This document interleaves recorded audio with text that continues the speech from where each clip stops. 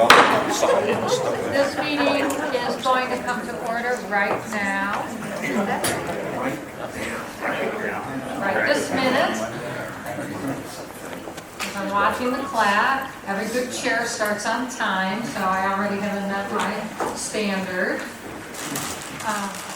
So with that, we want to welcome everyone, and we'll ask Seth to take roll call.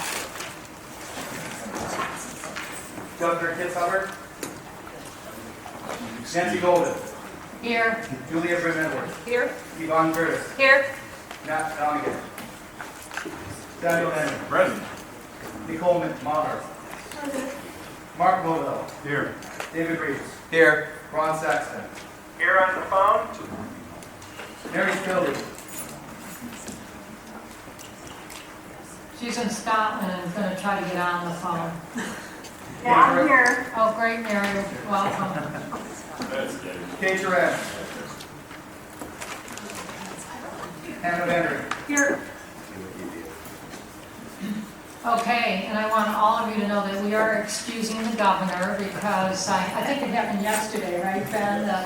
The governor was asked to fly back to Washington, D.C. to actually be with Michelle Obama as when the president gives his State of the Union address. And I was pretty excited to hear that because what I think that is a real testimony about understanding that we have a governor who really understands systems and that he's putting systems in place that can not only transform our state, but really our nation. I think particularly they're thinking in terms of this healthcare reform, but I would also like to extend it to education, early education. So I feel quite honored that our governor's going to be back there, and I know we all share that. And we're all looking forward to see if he's actually mentioned in the speech tonight, and we are assuming he will be, so make sure you tune in. Okay. So with that, I'd like to just move to approval of the minutes. So do I hear a motion? So moved. It's been moved and seconded. All in favor? Aye. Opposed? Okay, the minutes are approved. Next, we're going to have Ben give us an update on the legislative session. Yeah, that'd be great.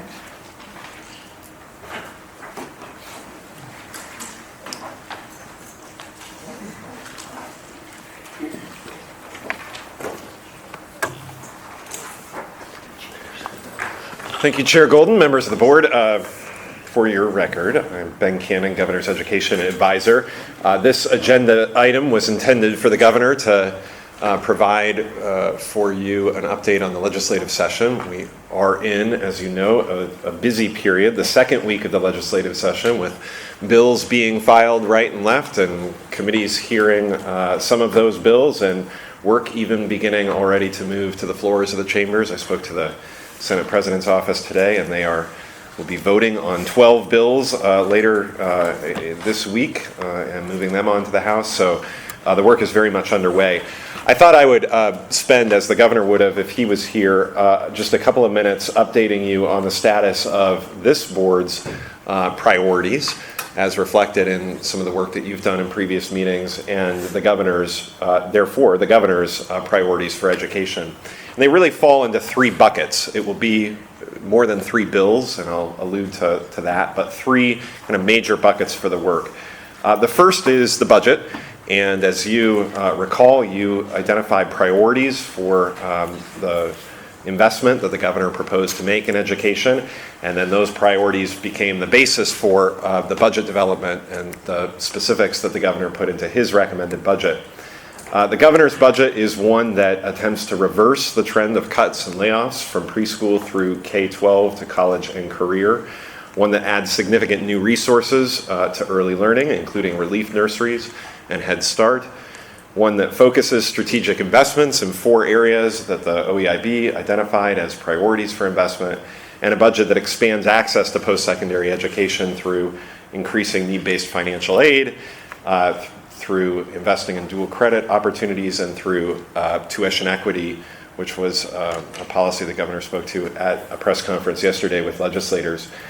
In terms of an update on that, on this major piece of work, the governor and his staff, Dr. Crew, have been having conversations with legislators, including the co-chairs of the Subcommittee on Ways and Means, and later this week, both of the co-chairs of the full Ways and Means Committee, to bring them up to speed on the development of the budget, the priorities that are expressed therein, the sort of priorities for the governor and for this board.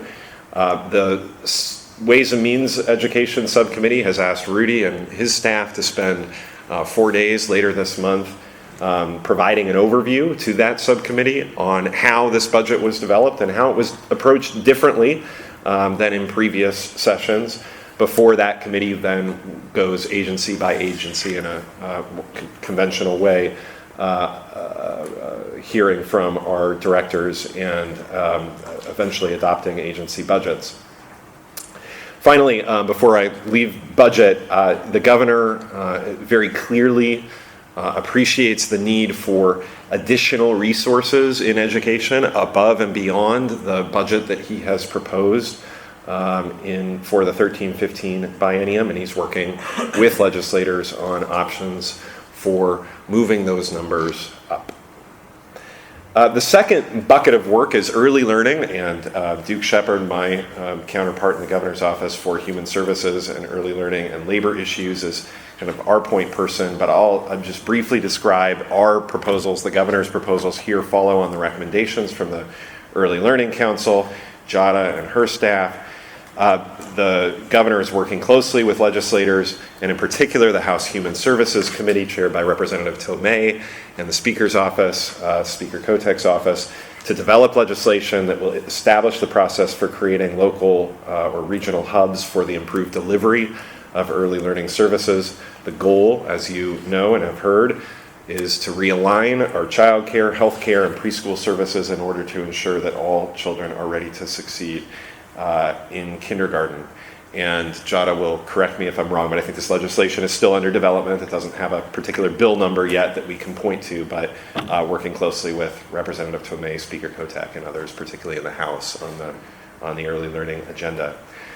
The final kind of bucket in terms of the governor's core educational priorities is the bucket that includes governance changes, because that's the sort of broad category for the work. And the governor and his staff are working here with the chairs and members of several legislative committees, principally the Senate Education Committee, the House Higher Education Committee, and the House Education Committee, on what will be a series of bills. This will not be one, it will not be two, it will be more like 5 or 6 that have the effect in total of implementing the recommendations that came out of this board in December from your Governance and Policy Subcommittee for a consolidated system of state agencies, some merging of state boards, in order to free up resources for classrooms, in order to promote additional private investment in higher education, in order to strengthen coordination between different sectors of our P20 system, in order to clarify responsibilities for improving outcomes, and in order to promote the development, particularly in higher education, of outcomes-based funding allocation models. So that work is underway, again, in bill development form. Representative Dembro and Senator Haas, the chairs of the House Higher Ed and Senate Ed Committee, respectively, will later today or tomorrow be distributing to higher education stakeholders the first cut, a very rough draft of a bill that would do much of what you described and recommended doing for the higher education piece of this. We've worked with Representative Gelser on the K-12 and early learning components of the agency and board commission reorganization.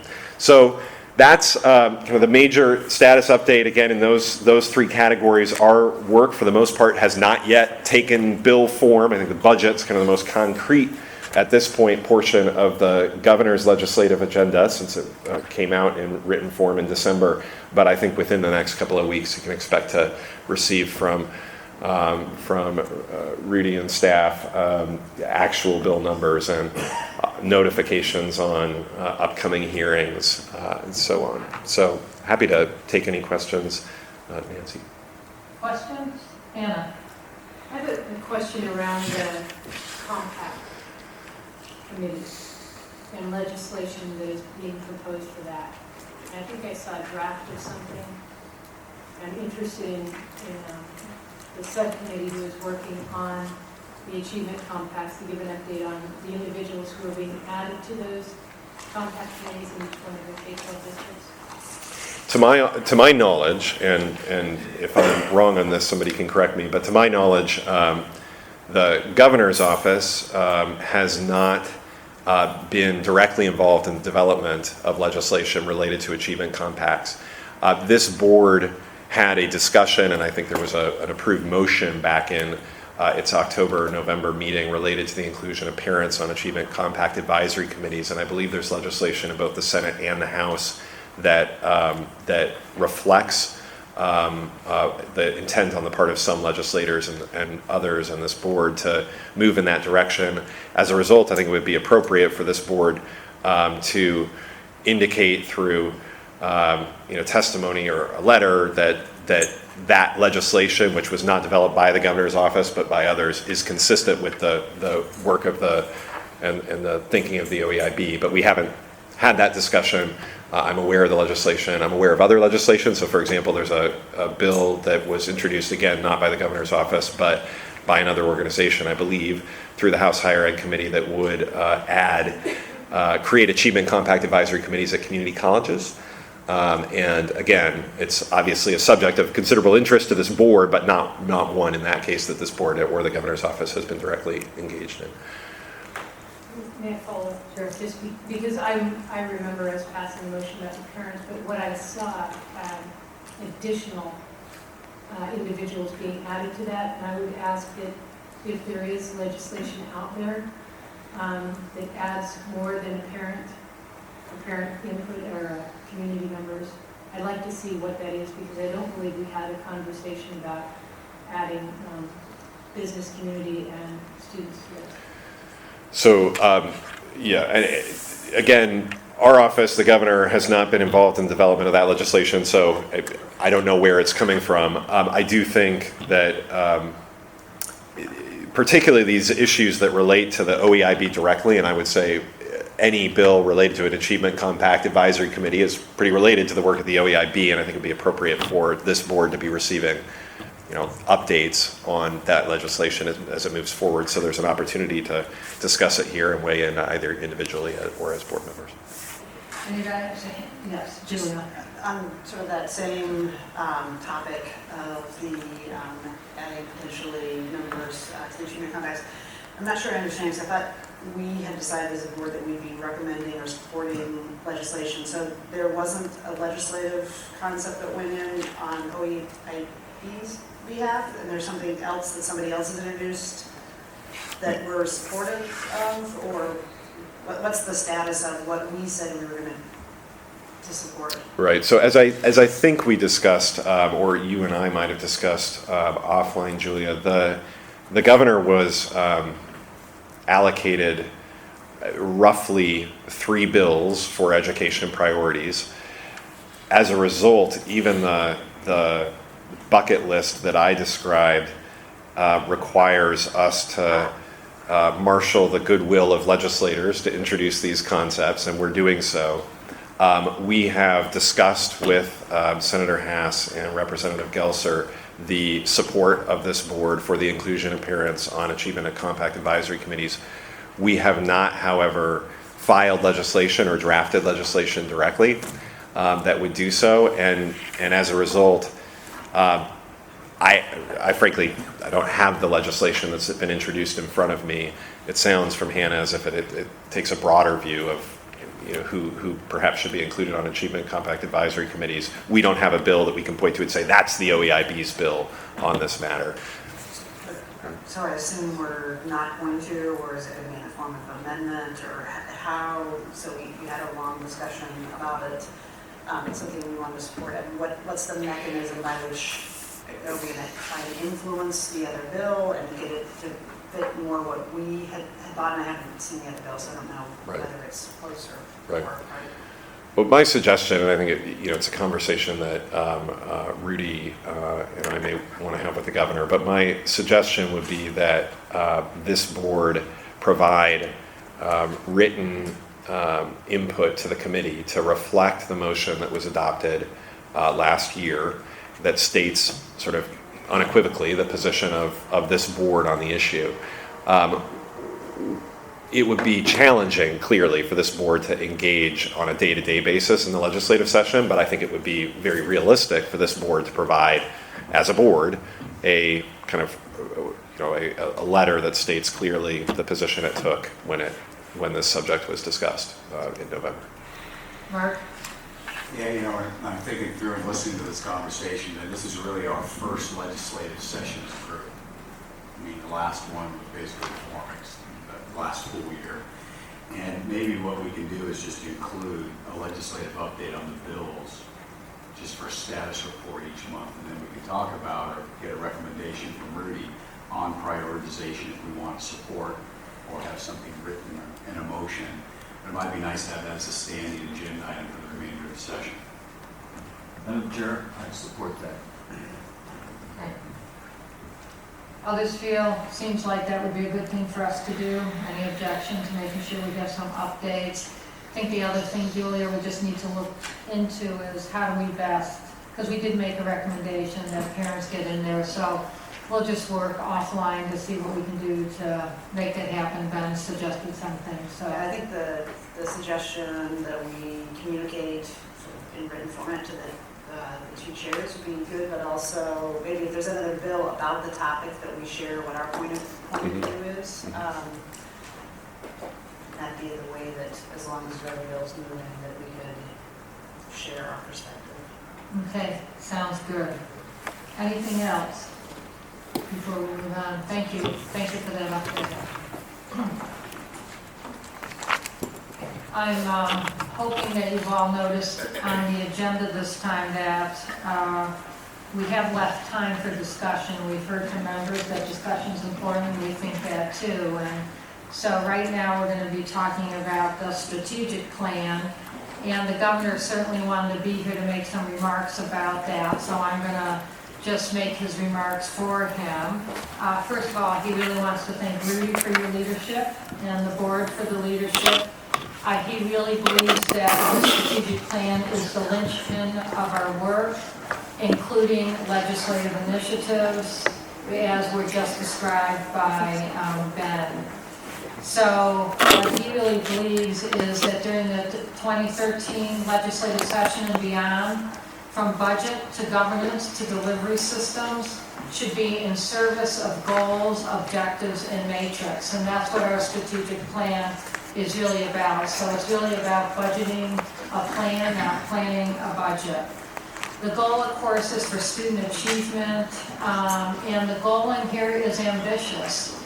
But as we all know, the children are sitting in our classrooms every single day, and every single one of them sitting there deserves for the leaders in the state to be ambitious about helping them all meet and exceed standards. So I don't think as leaders we want anything less. It also does include accountability. We're certainly a group of people who stepped up to this task because we believe in accountability on behalf of our children. So it's important that we get the goals right, the strategies right, and the discussion today is just to continue the conversation. Just so you know where it is on the agenda, we had first reading last time.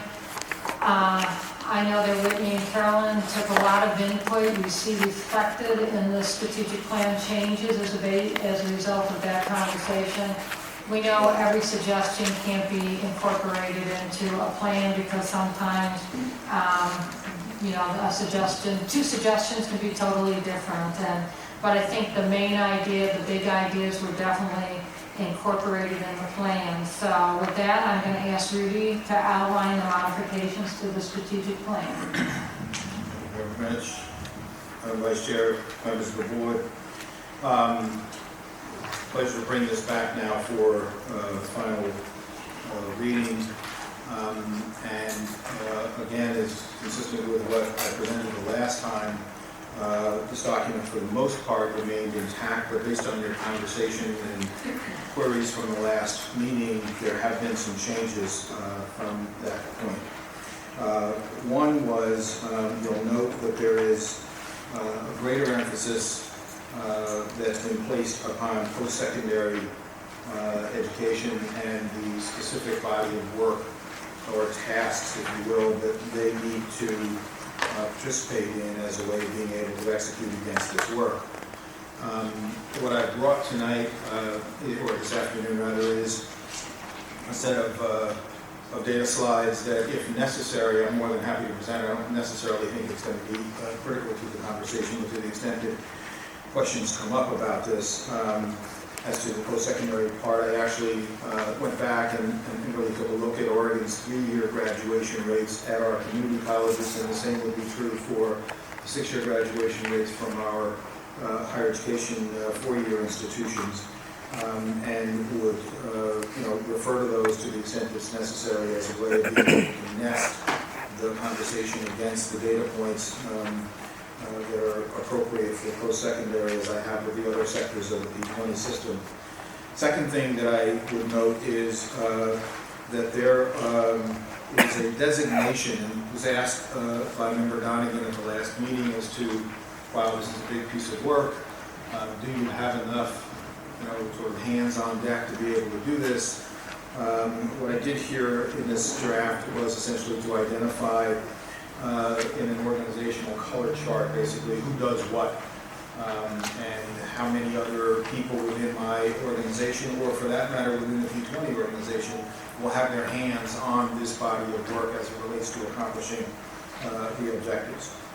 The third thing that you'll note that's different from the first edition was that, again, it was asked by Member Donegan as to, sort of what's first among those priorities. What must you have as you think about going forward in the next year? And I've tried to identify the critical areas that I think are must-haves, and more than willing to talk more about that as time permits. Fourth thing is there is a vision statement that has been ultimately changed out. The old one has been replaced. I suspect there will be some conversation about that. I want to express my appreciation to members of the board who gave up time to help redo that vision statement. And the last is that there are a few tweaks in some of the metrics, not anything substantial, but some minor edits as it relates to some of the specific metrics that we are constantly looking at as a way of being able to kind of point the growth targets going forward out of our body of work. And the last thing I'll say about this is that, before we entertain questions or comments, the last thing I'll say is that this piece of work, this will be a living document. This isn't, no one should assume that this represents a kind of a fixed time and place. It really is intended to capture the thinking that we have to date, having been here now 6 months, under the clarity of our mission from the governor. But it's also intended to be a way of thinking about, from this point hence, what would 7 years worth of work really start to look like? Not so much just what does it look like between now and June of 2015, but this work obviously has to go on beyond 2015. It has to be budgeted beyond 2015. It has to be thought of and resourced in a way that makes some sense for us to not be truncated into just this biennium, but rather thinking about this as it eclipses the next biennium after that, and perhaps even the one after that. So there's a section in here in which we actually identify, here if we were to look at this from a longer term view, here are the kinds of buckets that we view ourselves as going into that obviously are connected to the work that we're doing right now. So with that in mind, I'll turn it over to the Vice Chair and allow her to direct the comments and questions. Okay, so maybe we should just start with taking a look at the vision statement, because I know that was something that we agreed to do, I just want to acknowledge, first of all, Hannah, for your early in work on this. We received an email at the same time Julia stepped up to be a chair of a visioning committee, and I know that the two of you have been zigzagging back and forth to bring to this committee. So with that, let me turn it over to Julia. We'll go from there. Thanks, Madam Chair. As the chair mentioned, this was a sort of collaborative project that was built across the country as people were traveling. But we tried to look at this in terms of how can we, in a very direct way, state we see as the vision, the overall vision of OEID. And I want to say, I think Hannah had an excellent suggestion early on that we go back to the statute, which the legislature and the governor had very clearly set a direction for OEID, and so probably the best way for us to think about our vision or what our North Star was going to be would be to anchor it in the legislation that led to the OEID's creation. So we, I think the elements that I want to just briefly reference, and then we had some two small open issues that we can either discuss or just share that were outstanding after we got done with our work. But we started the start of the vision statement to create, advise, and support. We talked about what's the role of OEID in terms of the other governance boards, in terms of the different departments and other people and major stakeholders in the system, and we felt that was descriptive of what our primary roles in the system were going to be. And then, of course, to have it reflected that we're looking to build and invest in a unified system, the pre-K through 20, and link it into ultimately our North Star, this 40-40-20 for students and what we as a state want out of our education system. And so that's how we built it. So it's fairly simple. I think it's for the complexity of what we're trying to do. We've tried to make it as crisp as possible, although it's still, it could be crisper, but I think we've captured the breadth and the complexity of what we want to do. It's a big vision. The two places where we had a fair amount of discussion among the subcommittee was around the words to eliminate opportunity gaps, and then 40-40-20. And the issue around the opportunity gap is the question of should we be using opportunity gap or should we be using the term achievement gap, which at least in the more recent past has been the term of art that's been used versus opportunity gap. And my colleagues on the subcommittee convinced me that opportunity gap was a better way to phrase this. And I'm going to ask Nancy maybe for you to talk about sort of our discussion about why those words versus the more traditional or Yeah. So, and other people certainly join in, but the conversations I've been into, achievement gap or opportunity gap, is when you say achievement gap, it's more put on the children. When you say opportunity gaps, it's more, have we created all of the opportunities for children to be able to achieve at their highest standard? And I would just use my school district as an example. Before we did response to intervention, we had 17% of our kids identified as special ed.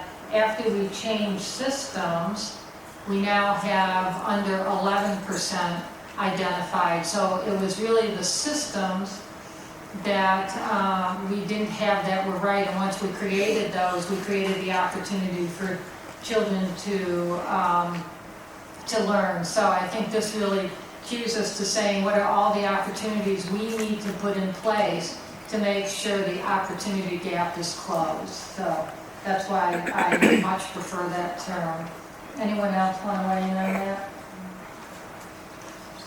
Well, I'll certainly support the change from achievement gap to opportunity gap. Achievement gap carries a lot of baggage about testing, and I think opportunity gap opens up the conceptual world too. again, as you've explained, all of our participation.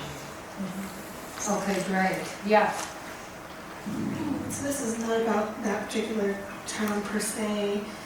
It's more just a reaction to the vision statement, and I've been sort of sitting with it since this morning. And I'll apologize to my subcommittee members because I can tell you worked really hard over the weekend on this.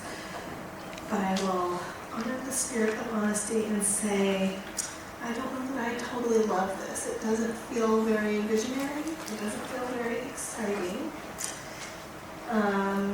I struggle with the all students equitable access. I think that means it's good intent, but it doesn't really mean anything. And I get a little, just as maybe technical, but it seems odd to reference something being consistent with the vision when this is our vision. So it just seems weird to reference a vision in the actual vision statement, and maybe there's a different vision that we're referencing. I don't know, but I think that's confusing to me just seeing it today. So I don't want to slow down the process, but I just, this feels very sort of a little bit bureaucratic. So I'm going to float a little suggestion here, which I've heard two things that maybe need to be worked on. Three things. I mean, one is the issue around all students' equitable access, the idea consistent with the vision when this is the vision, and crispness. I've heard that it's maybe a little long. So I would like to suggest that the three of us who've been working on that continue to work, and that the rest of the committee just trust us that we'll get it as close as we possibly can around those issues, and for it not to hang up the strategic plan, but just something we're going to refine a little bit. Maybe I can make a more helpful piece of feedback. I'm trying to be as helpful as possible, but I mean, is our vision really a unified system of public education? Is that our whole vision, or is that really speaking more to our legislative charge? And if this is really about our legislative charge, that's fine, but it just doesn't, I mean, it seems like we're about a little bit more than that. So, so I was going to say the second piece that we wrestled with is sort of 40-40-20, which really is sort of a very shorthand way of describing, I mean, which is a huge vision, but when you put it 40-40-20, it becomes brand septic. And so we had this question about if you actually put what 40-40-20 is, then you actually have a much longer statement. So we couldn't quite figure out how to keep it crisp and short without going longer. I think the other thing is part of how OEIB was created didn't give it, there wasn't a clear this is what your role is, and then here's your role in relationship to the other governing bodies and leader parts of the system. So I almost think until that becomes, we have a more unified and aligned system, that it's going to be hard to describe our role, because the way, the first draft that we had, if I were a legislator, I would have looked at it and said, but that's our role. So this is kind of what we were grappling with, of how do you not overstep the statutory role that we've been given, and come up with something that was also capture the bigger work we needed to do. And we're going to be on the subcommittee going forward. Mark? You know, we've all been through vision statement processes, and this is one of those things that can literally go on forever. I mean, if you were to ask every one of us here at the table something that they don't like about this or they do like, we could be here forever. So as far as the next steps, what you're talking about, maybe the subcommittee could work on a few things, and then I don't want it to derail us moving forward with the strategic plan, but maybe this vision statement topic and kind of where Julie was going and Nicole would be something that we're true. Yes, so why don't we leave it this way, that Nicole, I'd love it if you would join our little group in thinking through this, and we'll continue to think through it. And if we can come back at the next board meeting with something we think that's really strong, we'll bring it. If not, it will be part of the retreat. And we know there's going to be a vision in there, but we're going to now spend time on the strategic plan and make sure that we can work to get that approved, knowing that this piece is being refined. Everybody okay with that? Okay. So now, questions about the strategic plan. Hannah, do I see anyone else? Yvonne, did I see you or no? Hannah first and then Mark. So on page 4.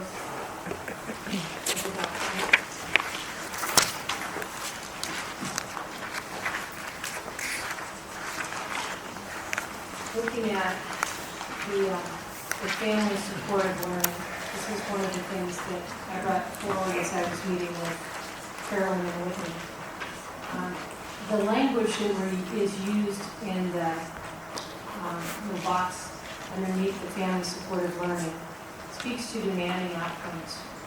And later in the document, when it talks about family support, it talks about the language that's used later, talks about creating channels of two-way communication with major stakeholders, about the need for change strategies and opportunities for engagement.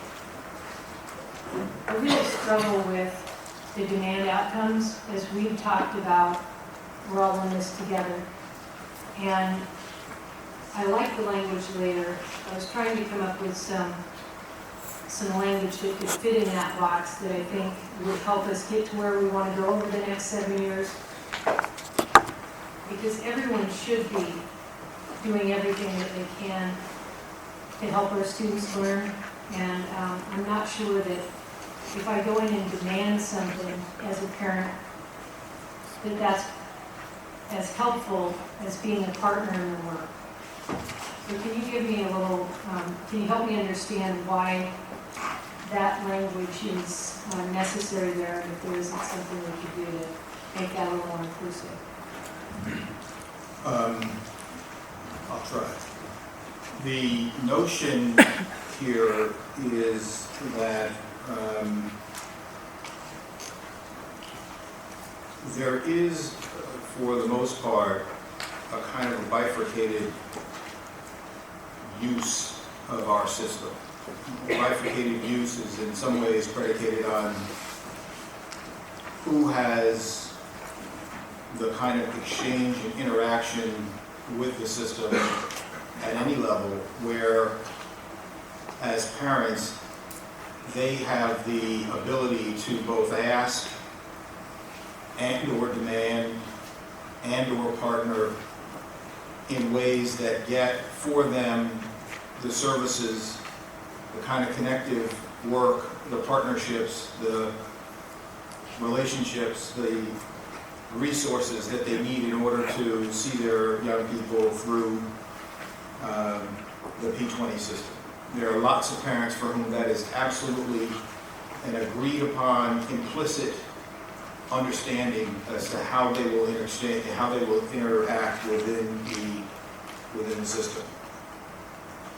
They know how to come to a meeting like this, and they know how to ask, if not demand, that they have their children in college placement, AP, honors classes, such that they were able to make sure that they're in the right vein of work, such that they'll be able to participate in 2-year, 4-year, CTE, whatever it may be as a career choice. And then on the other side of that, there are parents for whom that is simply, that demand, that ability, that notion, that currency is not really available to them. And this speaks to the notion of trying to create a mechanism in our work by our constant partnering, by our constant teaching, by our constant making available a new and different menu of how to provide information and opportunities for parents to onboard in the system, to understand the system, to utilize the system at its highest and best use for them. they too should have the right to demand that their children are in these particular classes. And if I were to, Seth, if you could show the achievement data for third grade. I'll just try to use that as an example.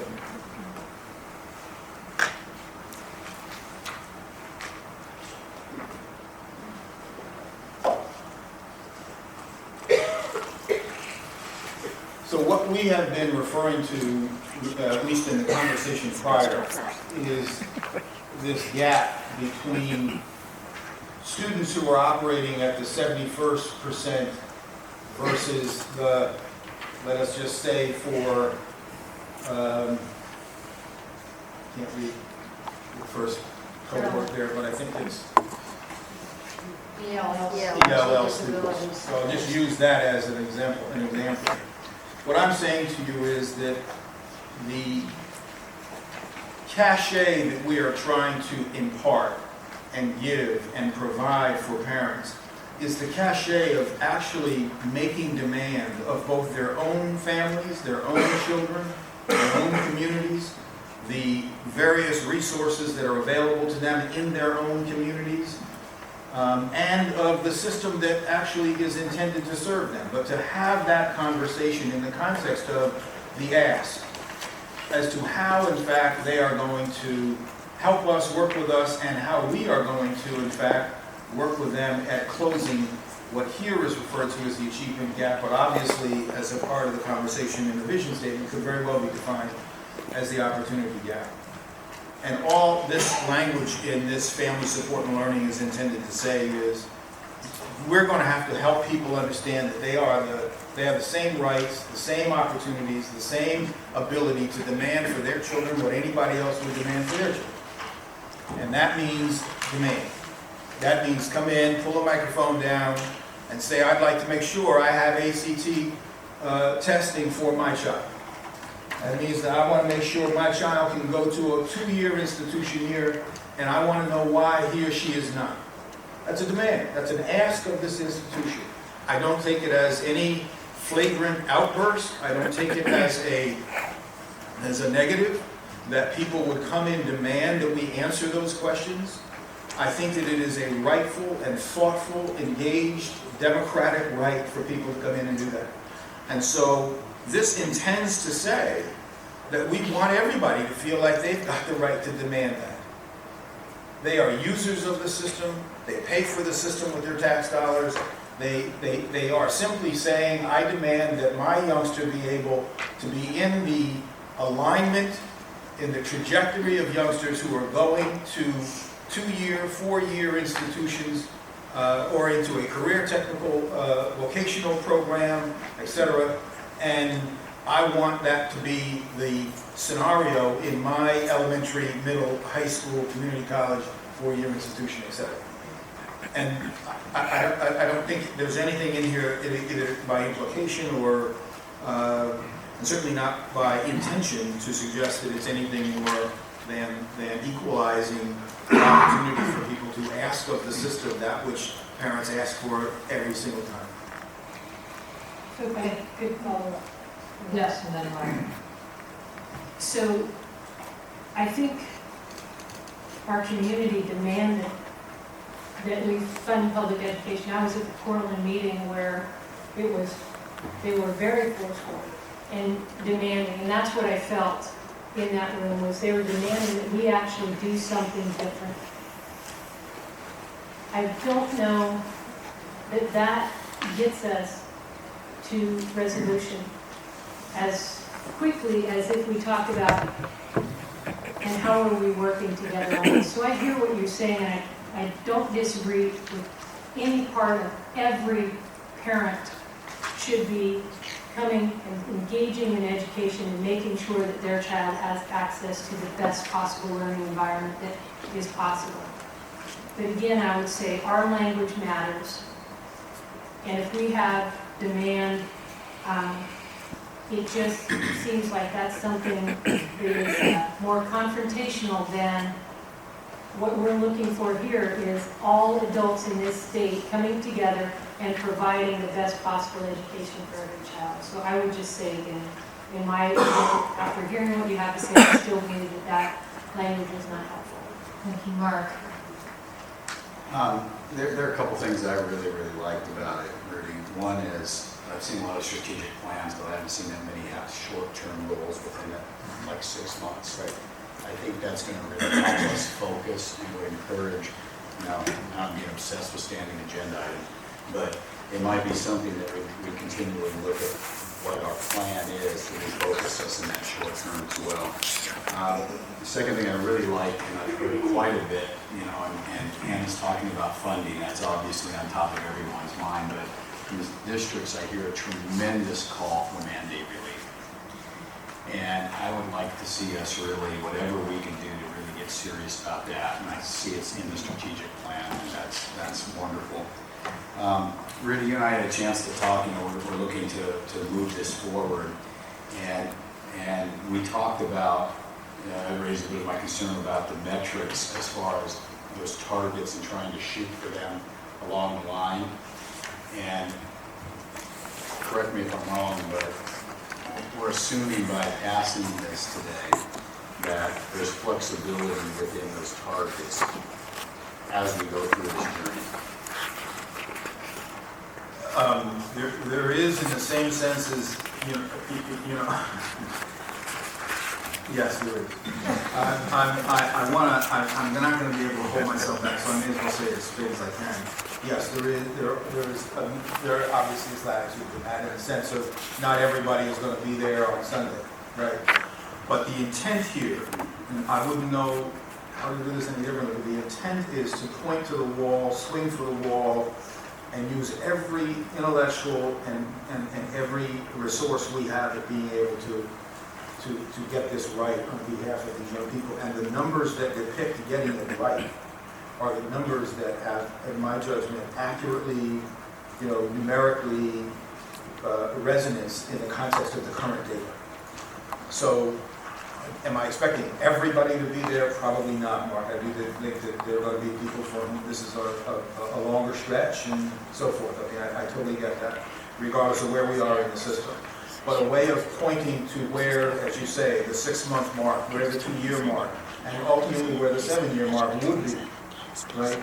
This gets us away from the sort of banality of, kind of just do the best you can do. What's the trajectory to 40-40-20? Yeah, exactly. Yes. David. Yeah, I agree a lot with the overall goals of this. I do have a worry that some of these metrics may be a bit ambitious if we're not talking about the investment involved to reach them.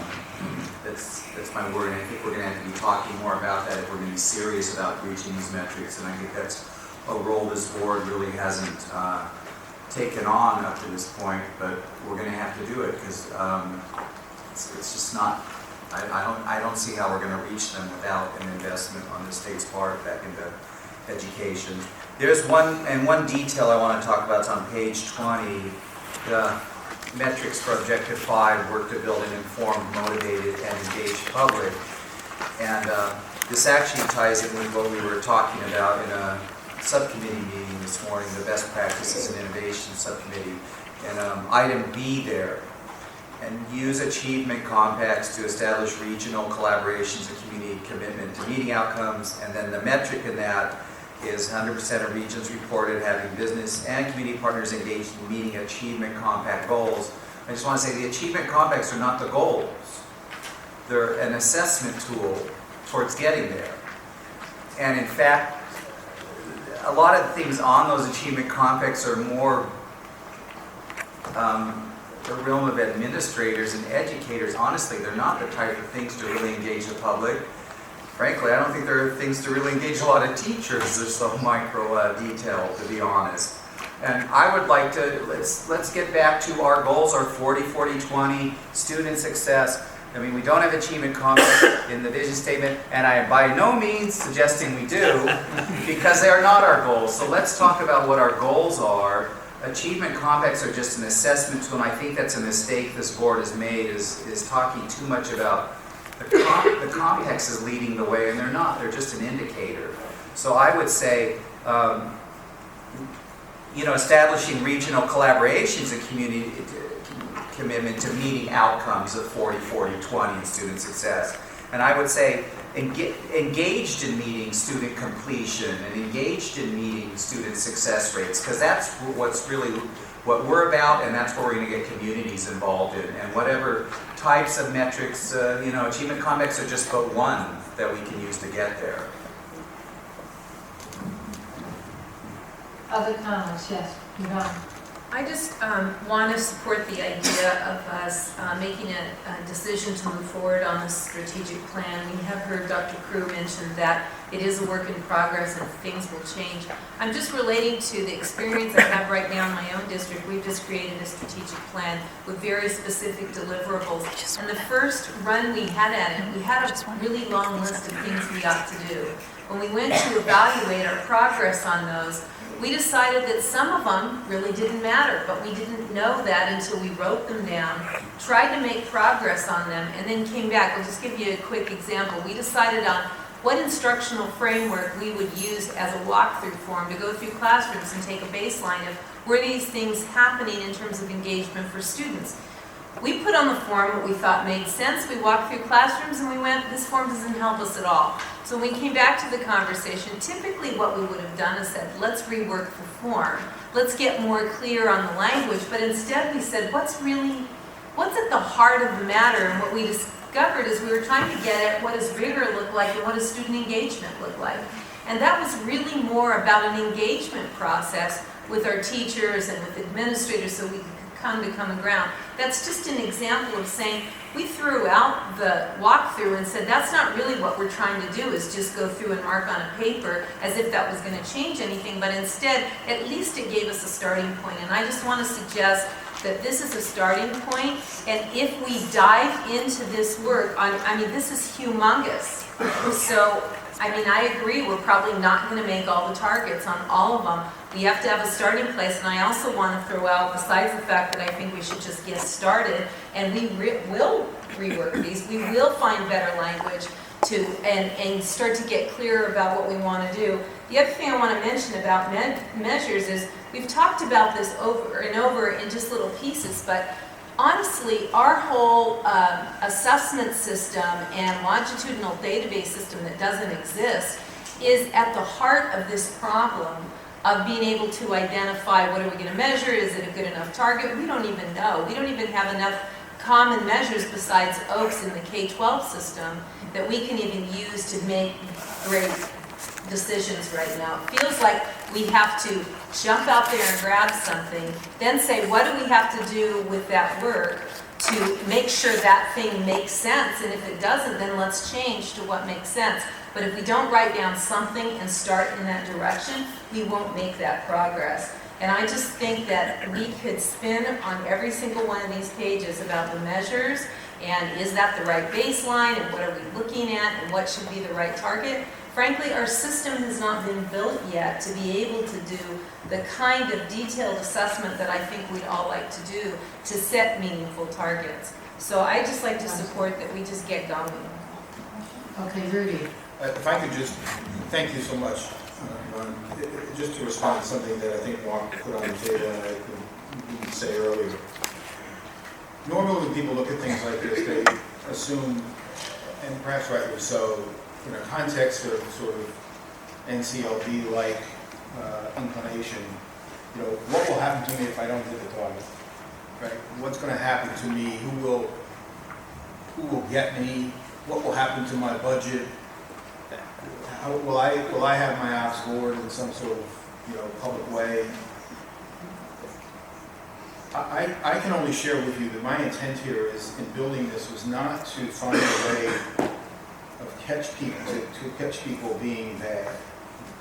It is to generate a redefinition of the possibilities that exist within communities in Oregon. And many of those are possibilities that are right here in front of us, and many of them have not yet even been, are incubated right now but not funded.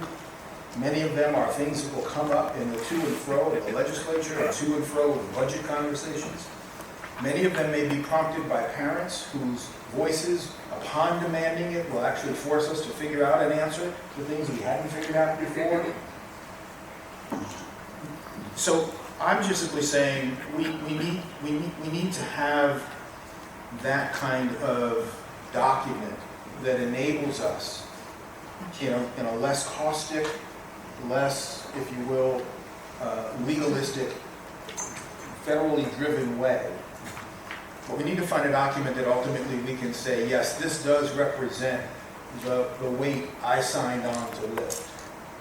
And in that context, then by God, I'm going to make sure that we can, as a team, as partners, we have to lift it. It means getting the money to be able to lift it. It means having the intellectual resource to ask questions about it. It means doing all of that. But that's the purpose of this document. So please do not see it as a cousin of NCLB. It just was never conceived of in that context.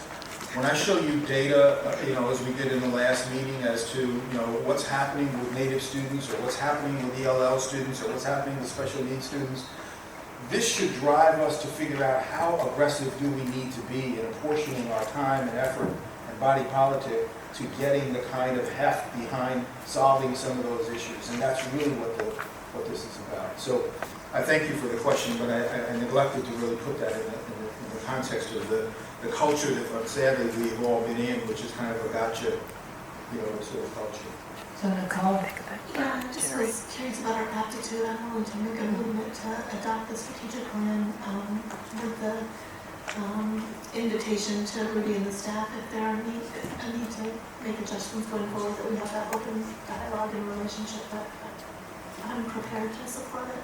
May I hear first, is there a second here? Second. It's been first and there's a second. Any more discussion?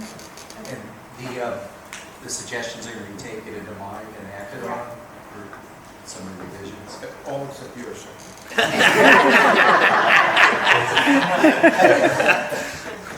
Yeah, I thought that was part of the motion, so thank you for clarifying that. And yes, So, in the discussions that we've had out in the field, where you talked about STEAM instead of STEM, but in this document it refers to STEM. Can you explain where the rationale and where we're going with that? The inclusion in the legislative language of both STEAM and STEM basically is intended to reference the larger context of science, technology, engineering, and mathematics, including the arts. And so as we think about this, as we talk going forward in terms of trying to ask the legislature for dollars, we see that the arts are necessarily part of that conversation and a very valuable part of that conversation. We also know that there are lots of institutions for whom the real focus is going to be solely on science, technology, engineering, and mathematics alone, absent the arts per se.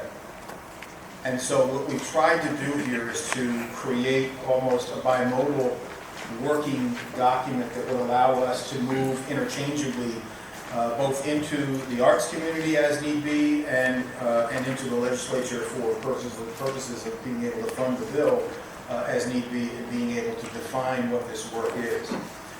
In large measure, I can just simply say to you that the idea here remains the same. That is to say, we need to create and use the issue of STEM education as a way of creating multiple pathways for young people from early grade, meaning about 5th or 6th grade, straight on through to college and beyond, and into the career and into the job field. We need to create a pathway for which many students would find an easy and, if you will, a wonderful way of being able to complete their schooling in the state of Oregon. They would also enjoy being able to move into that line of work because those are the jobs that are going to be available and for which we should be focusing on training people for those jobs. And so whether or not those jobs involve, as part of the design, the arts, or whether it's much more a function of just technology in the sense of computer science, etc., That's for the market to determine. What we are actually saying is we need to have both the arts and technology and engineering and mathematics and science all working coterminously in this state as a way of being able to kind of create this pathway. So it's not going to be one or the other, it's really going to be both. Okay, there's been a motion and a second, so I want to call for the question. All in favor? Aye. Opposed? Is that an option opposed? Yes. Okay. Okay, thank you very much.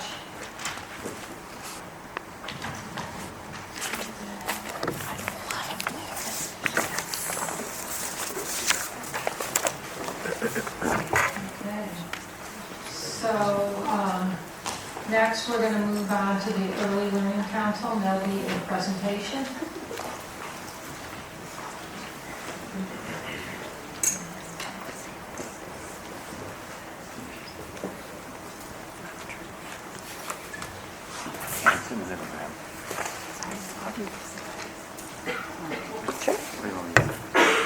Consider you too? Yeah. Okay, good.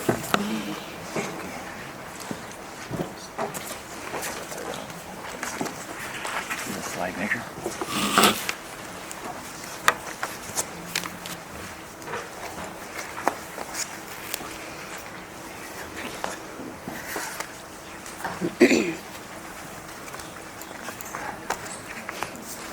Are we ready? Ready for us? All right. Very, very good. Good afternoon, Madam Chair and members of the board. My name is Pam Curtis. I have the pleasure of chairing the Early Learning Council, and in my day job, I direct the Center for Evidence-Based Policy at OHSU in Portland. And with me, I have Dick Withnell, a Salem businessman. He'll introduce himself in a moment, and member of the Early Learning Council. We hope at some point in the not-so-distant future, he'll be joining your ranks as our joint member as well.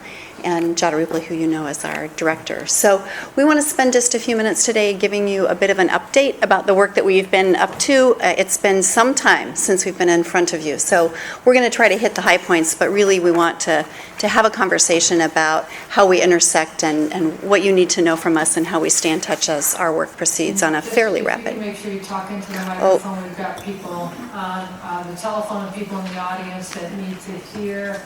Also, for all of us who have our cell phones out, they do interact with the microphone, so please have them off the table in your laps or something like that. So great. Okay. Great. That's much better. Thank you. All right. I'm going to turn it over to Dick, who's going to get us started, and then I'll take a few slides as well. Well, the first thing I notice is you guys have a lot fancier name tags than we have. We're still in the, we don't have that hardcore stuff. You know, when I talked about the kindergarten, first thing I want to think about is something I've been carrying around with me. And, of course, it happened October 16th, and that was when Dick Alexander died. But there was a description in the Oregonian about Dick. He said that the corporate leader waged a successful decade-long effort to expand early childhood programs that admirers say will change tens of thousands of lives and bolster Oregon economy. And that's what we're talking about here, is in the kindergarten. And I carry another card with me too, because in my business, I'm in the automotive business, 1 year is 7 years, and 2 years is 3 years, and 3 years is 21 years. It's kind of like the early childhood development of a brain development. At age 3, 80% of the brain's developed. So you have to really be nimble. And if you correlate that to children, and 1 year is 7 years, 2 years is 14 years, and 3 years is 21 years. So there's a sense of urgency, I think, on as you all well know. But then I also carry in my billfold with these two is a Band-Aid. The reason for that is that I almost cut my finger off about four weeks ago. But I thought it really was appropriate because we shouldn't be in the Band-Aid business. We're here for developing early childhood people. And another thing I like to hang my hat on being a business person is the behavior economics. The classic economics is if I have a widget for $1 and I sell you a widget for $2, I made $1. But behavioral economics is when you quit smoking, when you wear your seatbelt, there's a return on investment on that. And I think if we can really get into what we're talking about here in early childhood development, we can really change the game place for the state of Oregon and for lives. The kindergarten, what do we want to talk about as far as the, you see the vision that we have there, you see the, we want to ensure all children are ready for kindergarten, ready to read in the first grade, and reading at the grade level in third grade. I was thinking when you were talking about your mission statement, I happen to know Norm Milner. He owns Interstate Battery. And his mission statement is that every car in America will have an interstate battery. Period. Why can't every child in Oregon have the same opportunities that we have? I mean, that's a focused mission statement in my mind. Children raised in stable and attached families integrate resources and services statewide, and that's what you're all about. So let's leave that slide up there for just a second. So I'm going to spend just a few minutes talking with you about the major activities we've been up to since the last time we were here, but I want to reference something from this slide. So the first and the third items on this slide are the statutory charges from the legislature to the Early Learning Council. And I won't go over them again, Dick just talked about them, but we've adopted another goal, if you will, as part of our vision statement, and it's thanks to the work of David and others on the education investment team, the understanding that really a big share of what needs to happen to get kids ready for kindergarten happens in the context of their families and their communities. And so that's really a pivotal piece for us. And although it's not in statute like the others are, it is part of the working goal that we have as an early learning council. So here's the challenge, and this is all too familiar to all of you. In our state today, out of every 10 kids, 4 of them are not ready for kindergarten when they walk through the door. Now, in some communities and for some populations of kids, that number is larger. And we also know that today, Medicaid in the state pays for half of all births in our state, which is an astounding statistic. Every year in our state, there are 45,000 babies born, which if you're like me and you like babies, you think that's a really good thing, and it is a good thing. That puts a cohort of kids prior to entering kindergarten at about 270,000 kids in our state at any one given time. And we know, again, that about 40% of them are not ready for kindergarten, largely because of factors that are associated with low income and other disparities, adverse child events, family risk factors, and so on. You know the statistics as well as I do. We also know that in Oregon, our efforts, we know who those kids are. The kindergarten teachers that you all interact with on a daily basis, they knew who they are in their kindergarten classrooms, and we know who they are, really, if we think of ourselves as one system, we knew who they are before they enter kindergarten. But our efforts to identify and provide support to those high-risk children and families are really, we underperform in that way. The result is, and you can see on the slide, we have a higher average than the nation in child poverty. We are third for a state that leads in health reform. We're 34th in the nation in our health system performance. We are in the bottom quartile, as you know, you just looked at the data, for reading proficiency after 3rd grade, and we have an unacceptably high school dropout rates. All of the kinds of things that you're trying to deal with. We're trying to help you out, and we're trying to get to some of those issues before kids enter school into kindergarten. It's a daunting challenge. We are faced with a very complex support system in Oregon. And now I'm going to speak to not the medical system, not our healthcare system, and not education. I'm going to talk about the other pieces. So in our state, we have, if we think about the support services that are available to families to help them support their children and help kids get ready to learn when they enter kindergarten, or be prepared for kindergarten, I should say. We have more than 24 state-sponsored programs. We have more than 8 state-level coordinating bodies trying to figure out how those programs connect with each other, and many of them translate to local coordinating bodies, resulting in very confusing who's on first governance structures.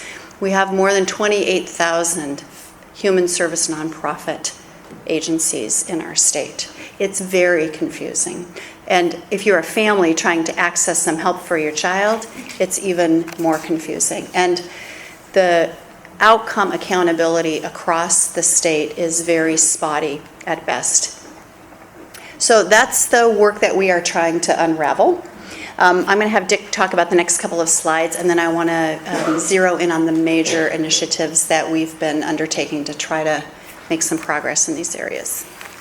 You know, as you know, that HB 4165, we consolidated the idea is to consolidate the state level of governance, and the Commission on Children in Care and the Governor Kulongoski's Early Childhood Matters Advisory Council have been consolidated into our group, Early Learning Council. The Oregon Futures Early Learning System, I guess maybe it's from an age point of view. Here, you know, I just came out of the state capitol where we were honoring World War II veterans, and it was interesting to see the 1920 births, 1925, 1930. Larry Epping was there, a couple of gold medal honors was there, and what they had done for us so we can be here today. I mean, it's really pretty significant. You can do a drum roll, you can start playing the national anthem, but it's the case. And I think the opportunities for the early learning is very, very significant. Outcomes focused and stubborn about results and the flexibility on approach, kind of a business-like look. I can hear Dick Alexander talk right now. And with the parent access and transparency and trained and supported workforce.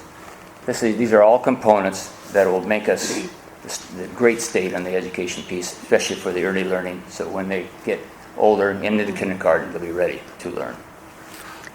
And hopefully you'll see some of those components as we talk about the next pieces. So I want to touch on the major initiatives that we've been undertaking. So if you just zero in on the diagram at the bottom, we sometimes think about ourselves as the Early Learning Council as a connection or a bridge between healthcare and K-12. And the reason we talk about this is that there are only a small number of places where kids consistently show up before they show up in a school. And healthcare is one of them. There are others, but healthcare is the major one. So we've been undertaking a body of work with the Oregon Health Policy Board to try to bring some alignment between the health transformation work that's happening and the work that we're doing as an early learning council. And you'll see there some of the bulleted items of the work that we've been doing together. So we're working to identify shared goals and specific metrics that will track our ability to achieve those shared goals. So for example, we all know that a healthy child is a child who's more likely to be ready to participate fully in kindergarten, and being ready for school is a health goal. So we're identifying those shared goals and metrics. We are using and wanting to use the healthcare system as the earliest point of potential identification, possibly even prenatally, for high-risk families and high-risk environments for children. Once that identification happens, in our founding statute, there is a call for a family resource coordinator or a family resource manager. They talk about care coordinators in healthcare, and we're talking about how to align those so that we maximize resources for families with young children before they enter school. And then we're also talking about the intersection between the planning that they're called to do and that we are called to do, and how the various governance structures might intersect to help support young children and their families. So in terms of major activities, we've talked about a couple of them. Dick touched on the work that's been done to consolidate state-level structures. So now in the Early Learning Council has been consolidated the Commission on Children and Families, the Commission for Child Care, and the Head Start, federally required Head Start Advisory Council, which we serve as. I talked very briefly about the connection to healthcare. We'll talk in just a minute about what our hopes are for connecting to K-12. I also now very briefly want to touch on what we refer to as hubs, but what the legislature refers to as community-based coordinators of early learning services, which is why you can see why we've referred to those as hubs, and a couple of other initiatives. So in terms of hubs, this is our sense of how, and this is called for in our statute, of how we can support this work in a community setting. The idea being that really the job of supporting families and children is much better done in a family setting or in a community setting than from an early learning council or the work that you might be doing as a particular body as well. So these are community-based, community-generated, convened collaboratives that join in the work of getting our kids ready to learn when they enter school and are aligning their community efforts around the goals that are in statute. If you, I somewhat hesitate to say this, but if you think about the CCOs in healthcare reform, there's a common thread. It's not exactly the same work, but there's a common thread there. And so what that really means in terms of what's different is that there's a localized place to align and integrate services at a community level that come from state or federal resources to focus on kids who are at highest risk and to really track outcomes at a community-based level, both individually and as a cohort of kids. And that's really the work of those hubs. Our work is to support them and to ensure that they are able to meet the diverse needs of the diverse populations of children that we're talking about. So I actually moved too fast to you. That's okay. No, that's all right. Keep going. Kindergarten readiness assessment. You've probably heard about this. We've been hard at work. Now, let me back up and just say one other thing about the hub. We just delivered last week a legislatively mandated report to the legislature on what the hubs could look like and a set of recommendations in that.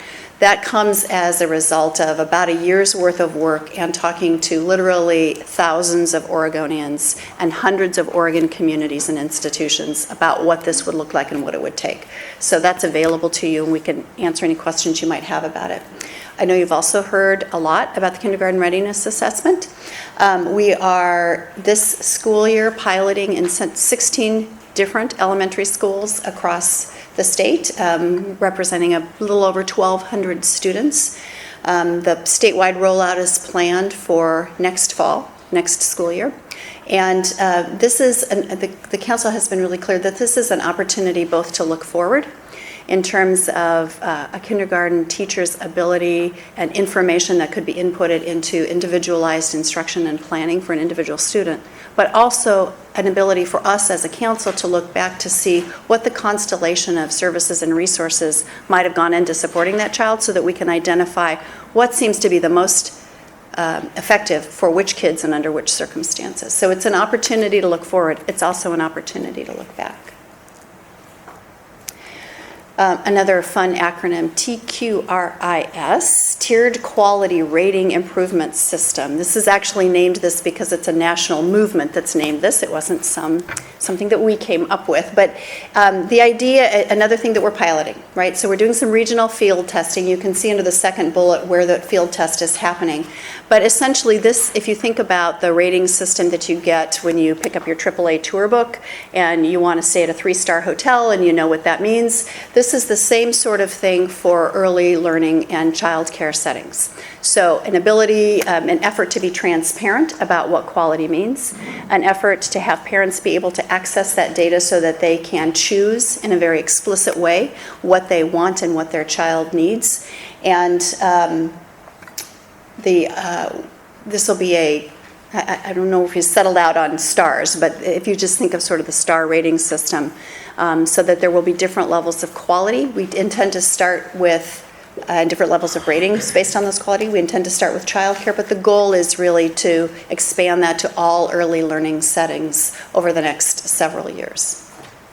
And the quality ratings will be tied to national and Oregon benchmark performance standards. Do you want to? I've been talking a lot. Do you want to do this one? So while you'll hear the goals from the Early Learning Council, I think that it's extremely important to know that we share the same goals that you do from the OEIB perspective, and that we also share part of the strategic plan. And some of those very heavy-duty outcomes and lifting are part of the work that we need to do so that we're all successful. And as you look at the continuum of learning, one of the things that we know is by what you heard in these slides is ready children and ready schools. So we have to look at it from two ways. One is we have to make children ready for school. And the second is that schools are ready for those children as they walk through the doors of kindergarten.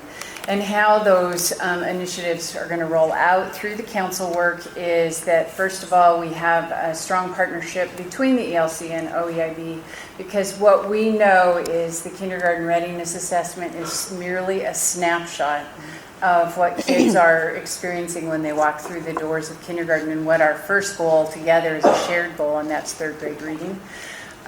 We need to make sure that kids are learning to read by third grade so they can read to learn for the rest of school.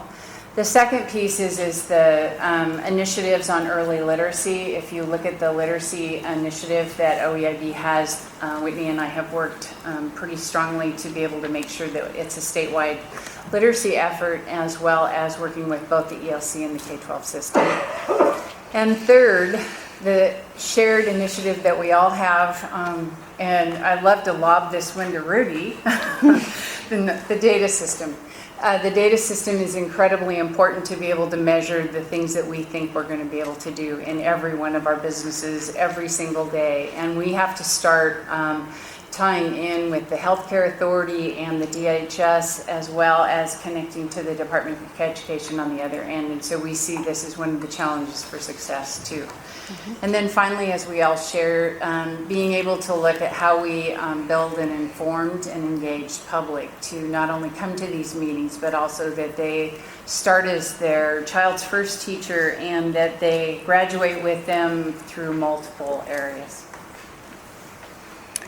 So that's a very quick tour over a lot of ground that we've covered in the last year, I think since I've been before you at least. And we would love to answer any questions. And we also have a question for you, which is conveniently on the slide, which is essentially, how do you want us to keep you informed? What can we do to support your work, and how can we keep you informed about what we're doing so we stay in the same plane?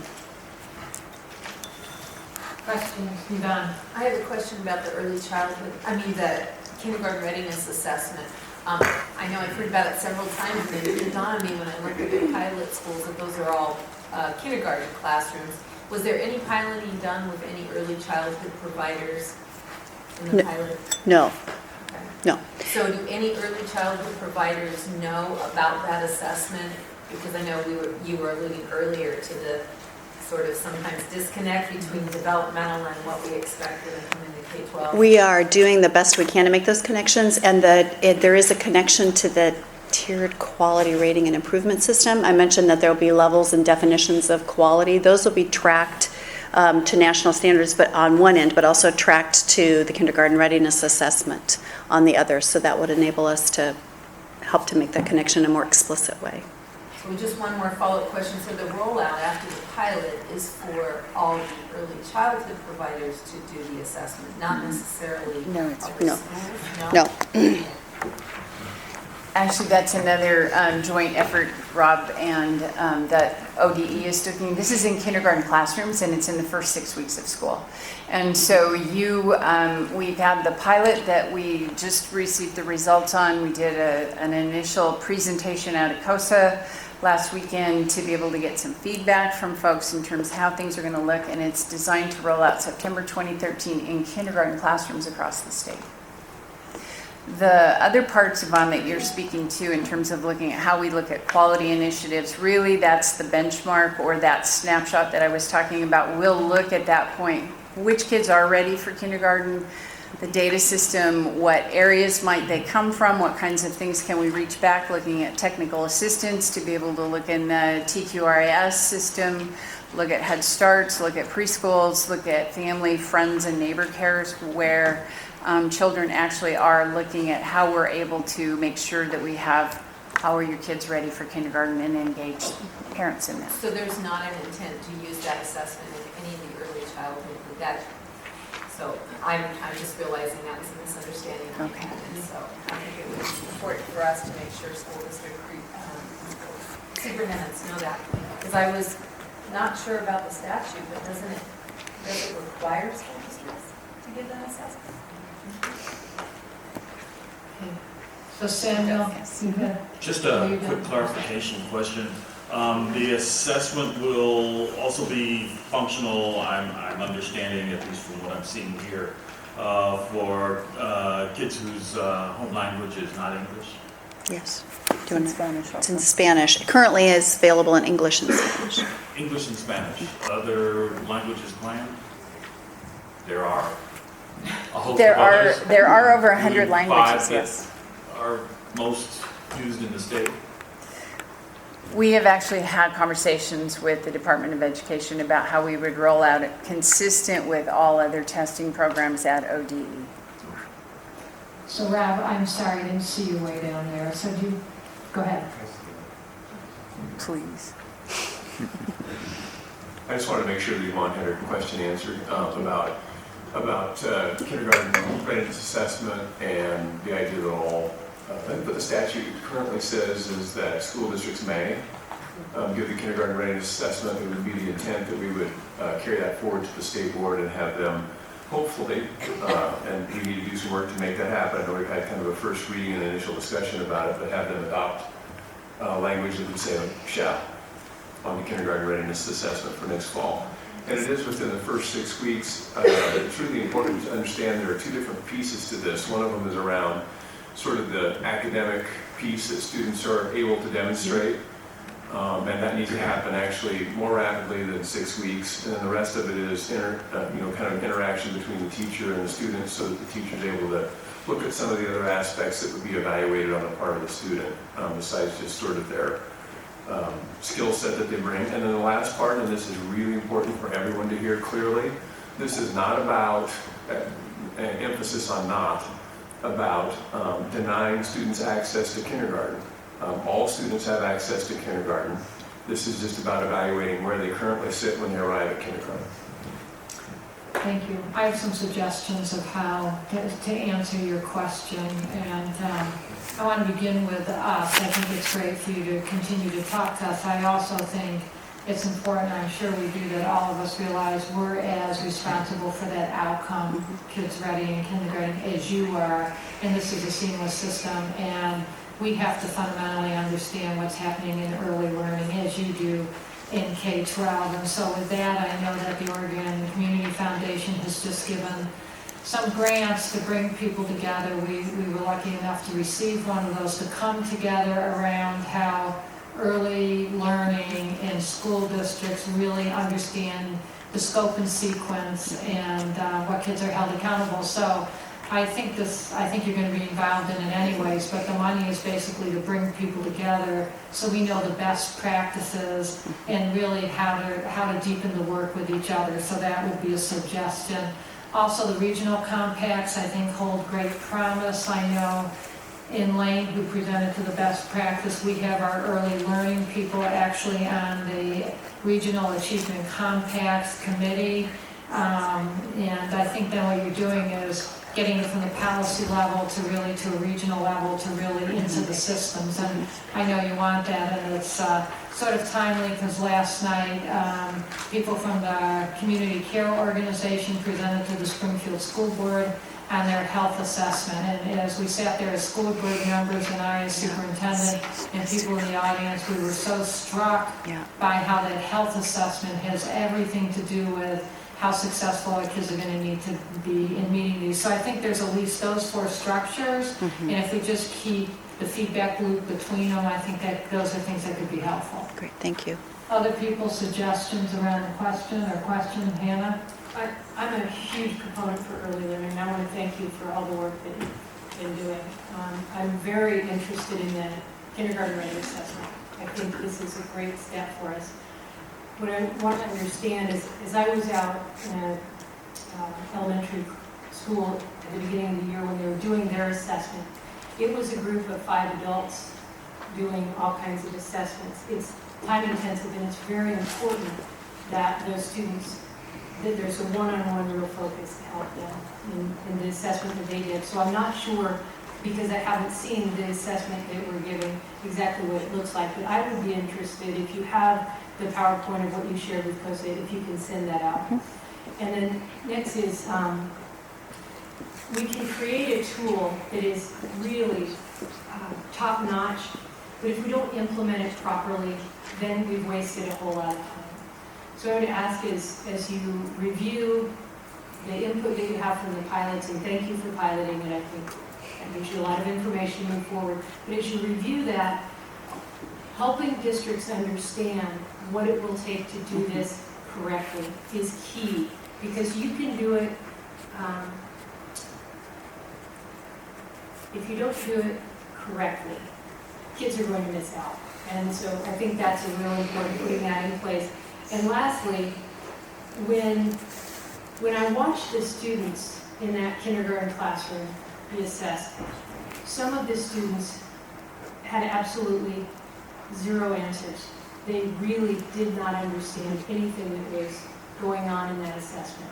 So how are we going to, because we're creating the K through 20, how are we going to help communicate with parents prior to so that they understand what are we looking for? How do they have that information to help prepare their child in a meaningful way? So do you have any strategies that you're using for that? We have strategies we have planned. So let me talk a little bit about that, and then Jada can fill in with some more detail. So part of it has to do with, as you already identified, communication, and some of it has to do with communicating a changing set or a changed set of expectations, right? Today's kindergarten is not kindergarten when I went to kindergarten. And I'm not sure that we have, at least from our perspective, where we sit, because we see the same things that you do, that we have explicitly communicated what it means to enter kindergarten and what our collective expectations in a P20 system of that are. So we've just brought a communications person on board. He's here now. He's been tweeting out some information. So we're trying to do a better job of creating connections. We have website planned, and the TQRIS is going to be an important tool for us as we start to communicate what it means to have a quality early learning environment, starting with childcare but beyond. And that, the early learning environment really begins with families. So. I think one thing that needs to be done is the why. Why is it important? Why we need to give the information to the parent why it's important. I mean, I think sometimes we try to feed down, and we have all these rumors and all these things go around, so we're not giving the value to the parents why this is important to find out what your children are doing. So I think we can do a better job there also. Thank you. Julia? The only thing I wanted to say is 5 years from now, Hannah, I hope that question that you just asked us, we have in place multiple strategies from young children, probably from the time they leave the hospital, with some of the early screening that we're looking at. But the idea is that right now we've kind of started at the early end, and we've also put kindergarten in the kindergarten assessment as a benchmark. The committee that worked on the assessment picked a very quick assessment. So I think the one that had 5 adults that you saw was probably more a curriculum-based assessment that they were looking at versus a kindergarten readiness assessment. It takes about 6 to 8 minutes to give the literacy and about 6 to 8 to do the math. And that can be done by both an educational professional as well as a teacher, and it could be done, for example, like what Rob said, is that it's almost too late if we wait 6 weeks because we're really looking at some of that. So it could be done in a kindergarten roundup kind of situation or anything. The child behavior rating scale is probably that more one-to-one connection with the kindergarten teacher in terms of what kinds of behaviors do we want to see, and are we looking at, and then how do we change our instructional practice to make sure that really third grade reading, like I said, is that benchmark that we want to get to. And if we don't do anything different from the first day of kindergarten to third grade, we're not going to be any more successful in 5 years than we are today. And hopefully, as parents and families come in, they will have had in their childcare, in their Head Start, and in libraries and a number of things, strategies in how to work with kids to make them ready for kindergarten. So, Nicole, I think it was you who was trying to speak, but I said, But I you didn't want to speak to Julia? Go Nicole, then Julia, then Mark. So I have kind of a comment that relates to a question. So first of all, there's a lot of really good work in here, and I'm really appreciative and excited to hear you talk about the connection between healthcare and this work. I am a little concerned about the page that says the hard facts, and then it lists the 40% at risk, not being prepared, and then it lists the reasons as low income and disparities, cultural complexities, and families accessing state assistance and programs. That sounds like we're just basically blaming families. And I know that's not what we really mean, but that's how it really comes across. And it's been really interesting, and I've shared this with Jada, that being on the OEIB, one of the most frequently asked question I get, largely from communities of color, is questions about the Early Learning Council. And there seems to be a lot more opportunity to engage communities in a different way and really hear them, which leads me me to sort of the hubs section, and from what I understand, I think I like the hub idea as long as it is not only geographically focused and allows communities to define themselves. But I think that a way that this document or this work could be expanded is to also, well, thinking about how we're framing it so that we don't sound like we're blaming families, but also acknowledging that we need to shift our systems and that we have some fundamental inequalities and some bias in our current system today. And this document doesn't really come out and say that in a really direct, concrete way. It sort of leaves it up to conclusions, and we know that so much of our achievement gap today is really started in our early systems, and I think we need to be honest about that. And I think a little bit more clarity, or maybe you already have this and I just don't know it, about how some of this work around hubs will really listen to the community. Does that mean all the communities? Does that mean we acknowledge that 0 to 5-year-olds is the most diverse segment of our population? Or does that mean our current set of leaders in early childhood who doesn't really reflect the children we're talking about? In fact, it's one of our systems that least reflects the children we're talking about. And I don't see anything in this document about adults shifting their dynamic to provide a better system for children. So they do have all of that, and it's not here, but I would encourage you if you don't to think about that. Thank you. Thank you, Julia. So my question really follows on, so once the assessment is in place, what does that mean? So for the student that maybe Hannah referenced that, that just there's no ability to access or be successful, the assessment shows they're not heading into kindergarten ready to learn. So what does that mean? Will parents and teachers know what it means? Do we have a consistent point of view in terms of, if this is what the assessment shows this, therefore this will happen in a consistent way versus being left to an individual teacher or a school building or a school district to make those, that call and to build the support network? Yeah, it's a great question, and I think there are two levels of answers, and Jada and Rob can be more articulate about this than I can, but one level of answer has to do with what's next for the individual child, which is really, it's that moment in time of interface with the kindergarten teacher in the kindergarten setting about what that child's unique strengths and capabilities are or are not, and how that gets supported in an individualized way in the classroom as he or she enters kindergarten. So there's the individual piece, which I think is the handoff to the K-12 system and the kindergarten teacher. There's the what have we been effective at doing, partly to Nicole's point. What have we been effective at doing and not doing in preparing that child? And that's the look back that was very critically important to the Early Learning Council as we put this in place, that we want to be able to look back at and this then connects to the data system, right? We want to be able to look back and see what went into shaping the experience of that particular child who maybe isn't fully prepared, so that we can see what made a difference or didn't make a difference in their early learning experiences. So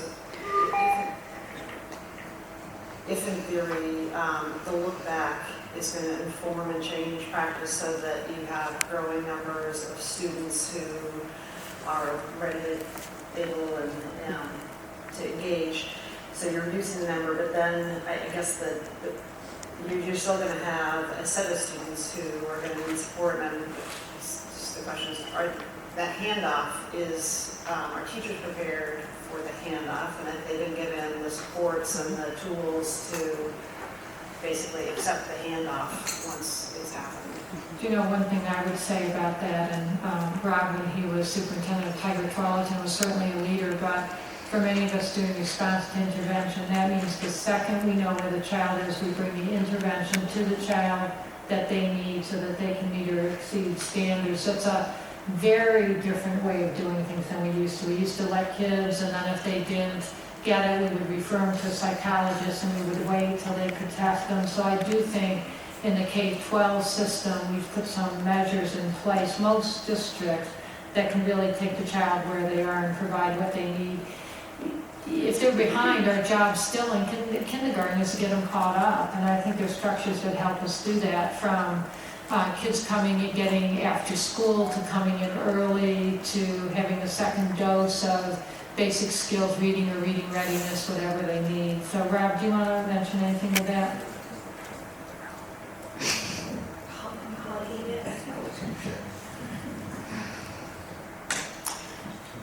Yeah, one of the things that is really positive about this is that the kindergarten teacher has some data with which to operate around individual students immediately, upon sort of seeing what those results look like. And there are some districts who use various tools to do that, and there are some districts who do not do that at all. One of the things that has been really successful around the state is the rollout of the response to intervention model, which really is what educators would call multi-tiered instruction, so multi-tiered instructional approach where we're able to identify, here's the skill set that this student brings, and here also we're able to identify kind of a lack of skill set as well, and then we're able to individualize and focus instruction specifically around what that individual student brings to the table or does not. And really the important part sometimes is that does not, so that we're able to intensify instruction around sort of their deficit area, whatever it might happen to be. It might be phonemic awareness, for example, that can be identified. And so a really intensive effort around that so that the student not only receives the regular instruction that every student in the class receives, but also gets some kind of intensification. So a separate 30 minutes with a very specific program is designed to get at phonemic awareness, because with this child we know that. The other thing that can happen oftentimes with kindergarten teachers is that they'll see that in this class of, hopefully 22 kids, in this class of 28 kids, they're able to say, there is a pretty good deficit in this area, and I can tell that after giving all these students, this kindergarten readiness assessment. And so I can spend some regular instructional time with all kids and really move this group of kids forward in a more effective way than I would have been able to previously. So all those things are part of it. The last thing that I would say is that in the Oregon Reads initiative, there are $2 million that are earmarked as part of that effort around continuing to roll out the response to intervention model across the state. And it would identify a number of, I don't remember the number exactly, but it's about 30 more school districts that would receive the training around the response to intervention model. And currently about 60 districts across the state have received that, and so we start to reach a critical mass that really gives us a chance to scale this up on a statewide basis differently than we've been able to previously. Okay, Yvonne. I just wanted to mention a couple of other opportunities, so we put them on the table. And one is, as we look forward to full-day kindergarten, and I know superintendents have already mentioned this to Rob, but as we think about the value of doing an assessment statewide, given that there's still a lot of things to figure out about it, but just the fact that we're all agreeing to use the same one and learn from whatever we find out, there's also the opportunity to say, so how does that inform our work as we move to full-day kindergarten, and start to think about how would we inform statewide the development of full-day kindergartens and what that curriculum looks like and everything else that goes with it. That's one piece. The other piece that I think is powerful is the opportunity to inform sort of backwards, what it looks like when it comes to the K-12 system. So I think the other opportunity, and I'm sure you're already thinking about it coming from the K-12 world, I don't know what that looks like yet, but is how we strengthen that communication and crossover. My one concern is that when we start with pilots and we start with those who might be in regional compacts or something, being one of those districts that I kind of feel like I'm sort of on the edge of where it makes sense to do sort of regional kind of ideas, is how do we make sure everybody is included in everything from making sure enough kids get opportunities to participate in the program. When they do, then that we have these feedback loops, and that they're not just left to regions, because in some places in the state you have school districts that cross over regions depending on what kind of regional focus you have at that point. Right. It's community college or the ESD or however you might look at that regional focus. And I think the other thing is just as we think as an OEIB board about the fact that we have quite a few kids who are not even going to have the opportunity. So yes, we can give feedback to parents. That's a lot more difficult to give feedback to the parents who've had no opportunity to put their kids in an early childhood high quality program. So how we address that as a state, I know it's a resource issue, but again, continue to prioritize so that as we improve the system, more and more children get opportunity in the system. If we have these communication loops in place across our organizations, that's one way. But the other way is to make sure more people just have access in the first place, and specifically the populations that Nicole was mentioning. Thank you. And Julia? Mr. Golden, this is Keith Duran. I am on the phone. Okay, great. And did you have something you wanted to say? No, I just wanted to let you know that I got connected. Oh, we appreciate that. Julia, did you have another thing? I guess just a follow-up is, I would hope that as we move forward, that we be intentional, that you don't just have to be in Springfield or Tiger Tualatin to have access to a specific intervention or sort of best practice, and that when we look at it as how do we make sure that no matter where you are in the state, that you have access to that in that district. Yeah, and that's all about scaling up, and I know that's something that OEIB office is thinking of a lot with how to get the strategic plan implemented. So that's important to remember. And Mark? Way back when, the question was how do we best stay informed and connected to each other? A suggestion, concrete suggestion. Today, at the best practices group, our subcommittee this morning, we had of the 4 presentations for the regional examples of regional collaboration to help design the regional achievement complex. 3 out of 4 had pre-K in it. And so, we heard 3 outstanding examples of how the P through 20 system can work in a region. So I would encourage you to be, maybe one of you, to be active with that subcommittee as we define the regional achievement complex, which is very clear is the birth to 5 is absolutely critical in how regions are looking at these achievement complexes. We would look forward to that. I think our last slide is a list of members. We have a lot of members who are anxious to roll up their sleeves and help, and I mean, we really view our job as to make your job easier. Hey, thank you very much. Very helpful. They're on the prenatal. Hey, we're a little bit ahead of schedule, which is always good. So we're going to take a break and we'll be back in 10 minutes.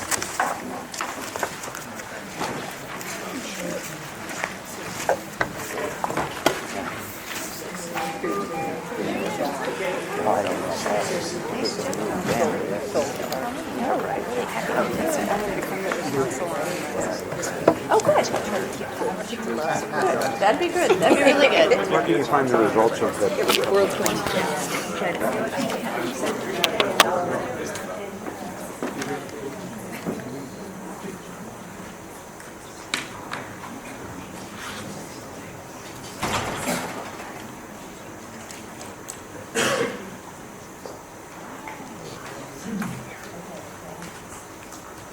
Okay, with the subcommittees, we're going to start first with best practice and regional compacts because Ben is presenting on governance and policy, and he has been called to a phone call that he has to take. So if we could have who's ever, Yvonne, is that you? That'd be great. Okay, today we heard presentations from Lane Education Partnership, Lane County Education Partnership, Portland, All Hands Raised, the Eastern comes, and representatives from the community college faculty about the idea of achievement compacts. And I think there's a lot of excitement and momentum around the ideas and mostly the possibilities for what we could create for children, how we could address the 40-40 20 goal, but also how we could do that work in a way that it feels authentic to each of the regional communities as they decide to get together. Our hope in asking for this invited testimony was that we would get some information as a best practice committee around maybe the sort of key elements or what we might put in RFPs or thinking about pilots and how dollars could be spent.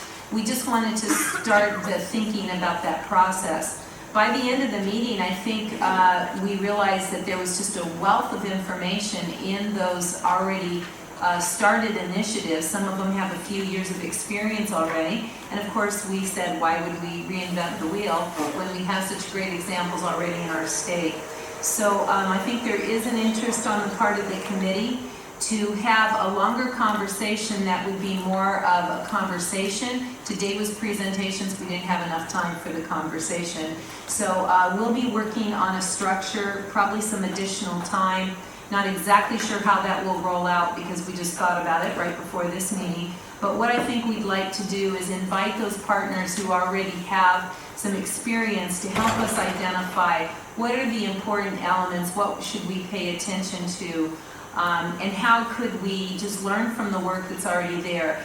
Some of them already have a research base behind them, are already working with universities and research organizations. And I think the piece about including best practice and how we use data and measure our progress within those regional compacts would be really helpful to know all of that up front, as much as we could anyway.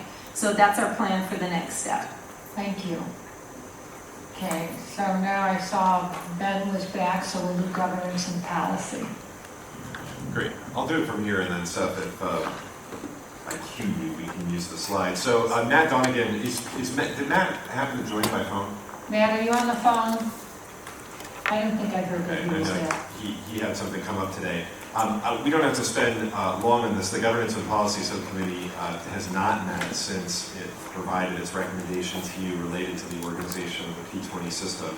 And so, Chair Gould, if you'd like, I can go into some additional detail on the legislation and the proposal now becoming a legislative proposal for the organization of the system. I have a slide or a couple of slides that focus on the higher ed piece of this that I have not unveiled yet before in public that folks might be interested in seeing, but it's sort of at your I preference. think both of those would be good. All right. In that case, let me just walk through the organizational changes that we're proposing. Before I do, we're talking organizational design. It's a pretty dry and disconnected to the, potentially disconnected to the things that this board has spent the first part of the meeting, I think, really importantly focused on related to student success and the strategic plan. So let me just recall for you the goals that over a year ago now, this board adopted related to the organization of the P20 system, really the purpose of this work, and try to situate our proposal in that context. This board said that the P20 system should be organized around fewer boards and state boards and commissions than it is today. It talked about freeing up resources for teaching and learning, so fewer resources were being dedicated on the state infrastructure and more into classrooms where they're directly impacting students.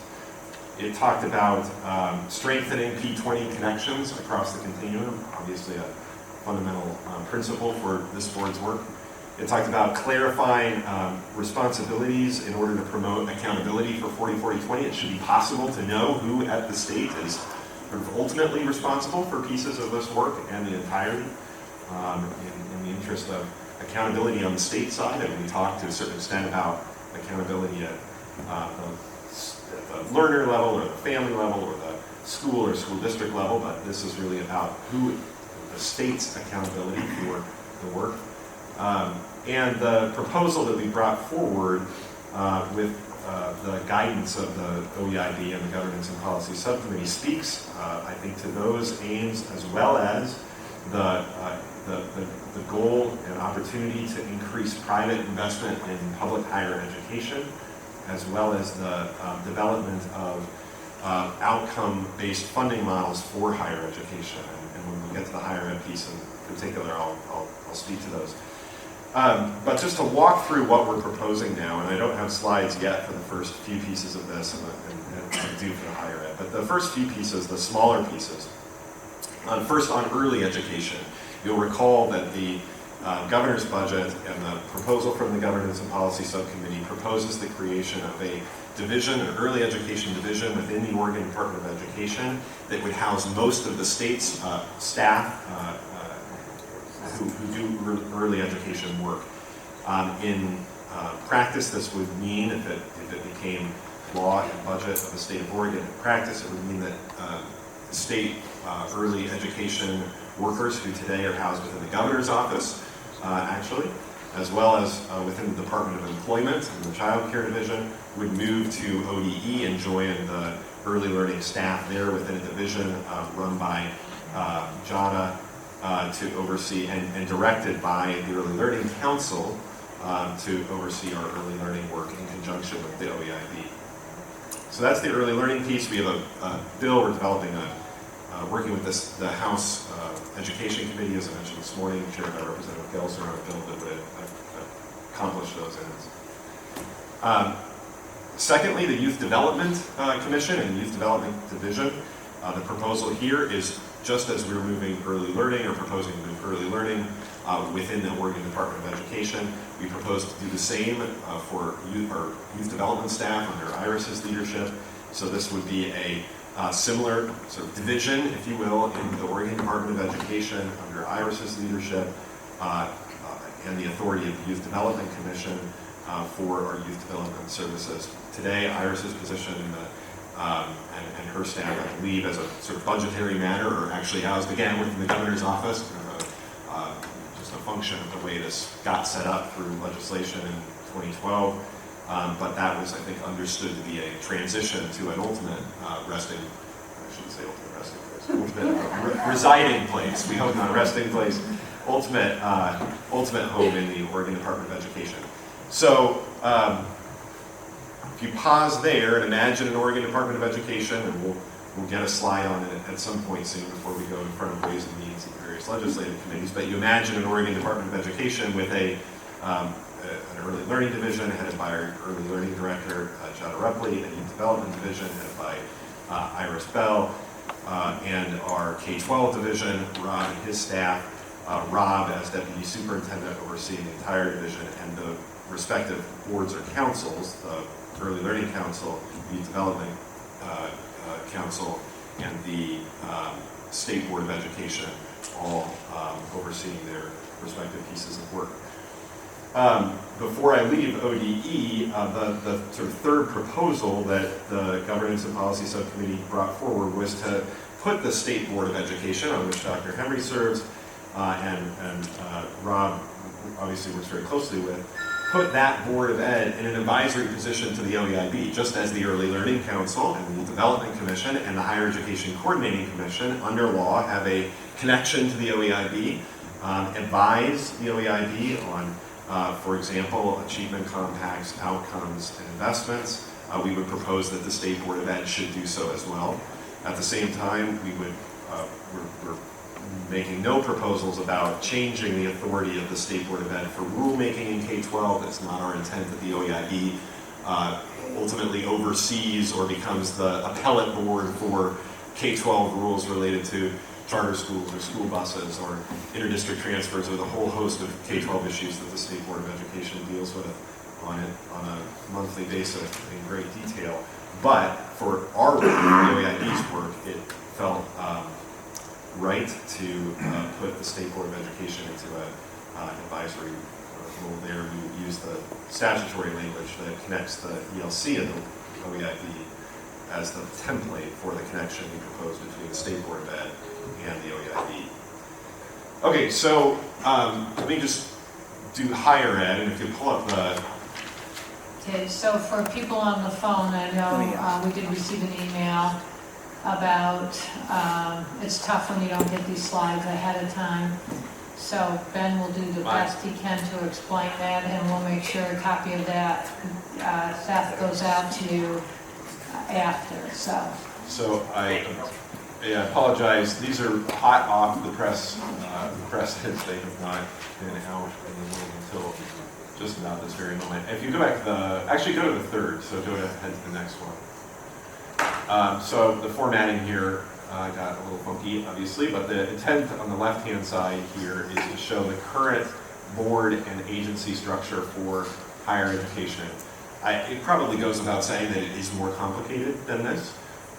This is a somewhat simplified representation, but you'll see that we have an OEIB that is in connection with a new Higher Education Coordinating Commission. We'll see both of those new in 2011. We have a Board of Education, the State Board of Ed, that I'll work from right to left here. A State Board of Ed, boards here signified by the dashed ovals. A State Board of Ed that's responsible for establishing policy for community colleges and their role in our P20 system. And the agency support for that, and the key, I guess, is on a previous slide, but the colored boxes here are agencies or administration. The agency support to the Board of Ed and its oversight role for community colleges comes from our Community College and Workforce Development Department that CAM runs. Similarly, we have an Oregon Student Access Commission with responsibility for a whole host of activities related to college access, including operation of the Oregon Opportunity Grant and other financial aid programs. And that administration, which confusingly is called the Oregon Student Access Commission, as well as the commission, is there in the red box. And then finally, we have obviously our university system. The oversight of the university system comes from the Board of Higher Ed, which operates through the Chancellor's Office and the Oregon University System, the blue box, to operate and oversee and operate the 7 Oregon public universities. So if you do one click, Seth will begin click by click, I guess, into the future that's proposed within the legislation the draft legislation that I described and is going out to some folks, and I'm happy to make available to this board over the next several days. So we envision a future, go ahead and click again, where the OEIB is advised by a HEC that actually incorporates, and if you do that this animation, by the way, this is really pretty amazing. I encourage you to watch closely. I'm not responsible for this, but I find it very impressive. We can tell who the teachers are. Yes. If you go back a minute, Seth, go other direction. We're getting to that. That's even more exciting. So you'll see in this next clip, that we're proposing within this draft legislation that some of the responsibilities of the Board of Higher Education for the state system of higher ed, the responsibilities of the Oregon Student Access Commission to establish rules for financial aid, and the responsibilities of the Board of Education for oversight of community colleges and workforce are kind of merged with the current statute on the HEC to create sort of a new super higher education coordinating commission that works in conjunction with OEIB. So click ahead and you'll see that the 3 there are collapsed and become the HEC.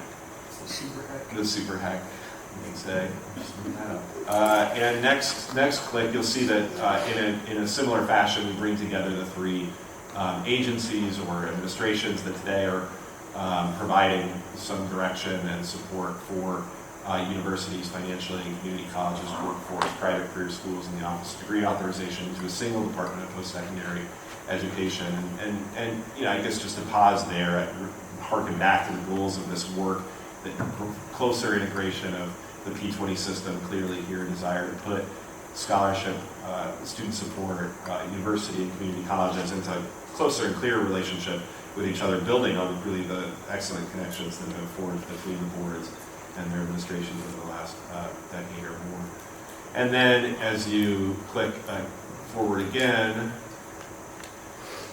community colleges are left unchanged in terms of their 17 governing boards there. And then, as you're aware, there's a proposal the governor has indicated is support principle for institutional boards at the University of Oregon and PSU, a continuing what we're calling for the short term anyway, a sort of consortium board that would have many of the responsibilities of today's State Board of Higher Ed and continue to provide direction and leadership to the boards that don't have their own institutional boards, or to the universities that don't have their own institutional boards. So you really have a university system with 3 local institutional governing boards, but one of them is a consortium board. And then finally, so the final click here is the operation of shared services, probably continuing out of the Office of the Chancellor in our university system. So we pulled it over in that blue bar, but providing back office supports and other types of supports for the university system broadly, including UVO and PSU.